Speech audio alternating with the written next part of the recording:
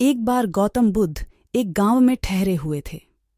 लोग अपनी परेशानियों को लेकर उनके पास जाते और उनका हल लेकर खुशी खुशी वहां से लौटते। उसी गांव में सड़क के किनारे एक भिखारी बैठा करता था। वह बुद्ध के पास आने जाने वाले लोगों को ध्यान से देखता। उसे बड़ आश्चर्य होता कि लोग अंदर तो बड़ दुखी चेहरा लेकर जाते हैं, लेकिन वापस आते हैं तो बड़े प्रसन्न। उस गरीब को लगा कि क्यों न वह भी अपनी समस्या को बुद्ध के सामने रखे। मन में यह विचार लिए एक दिन वह भी महात्मा बुद्ध के पास पहुंचा।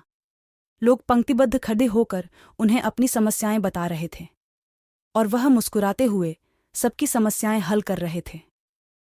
जब उसकी बारी आई तो उसने सबसे पहले महात्मा को प्रणाम किया और कहा, भगवान, इस गांव में लगभग सभी लोग खुश और समृद्ध हैं, फिर मैं ही क्यों गरीब हूं?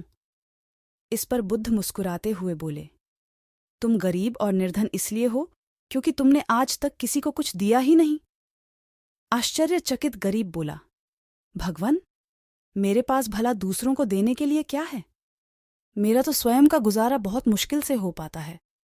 लोगों से भीख मांगकर अपना पेट भरता हूं मैं। भगवान बुद्ध कुछ देर शांत रहे, फिर बोले, तुम बद्दे अज्ञानी हो। औरों के साथ बांटने के लिए ईश्वर ने तुम्हें इतना कुछ दिया है और तुम्हें खबर ही नहीं। थोड़ा सोचो तो तुम्हें पता चलेगा कि ईश्वर ने कैसी बड़ी बड़ी चीजें तुम्हें दी हैं जो तुम आसानी से दूसरों को दे सकते हो। सबसे पहले तो मुस्कुराहट दी है जिससे तुम लोगों में आशा का संचार कर सकते हो। मुंह से दो मीठे शब्द बोल सकते हो।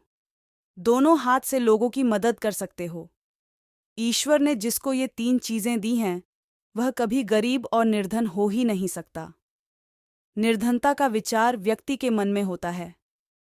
यह तो एक भ्रम है, इसे निकाल दो। यह सुनकर उस भिखारी का चेहरा चमक उठा।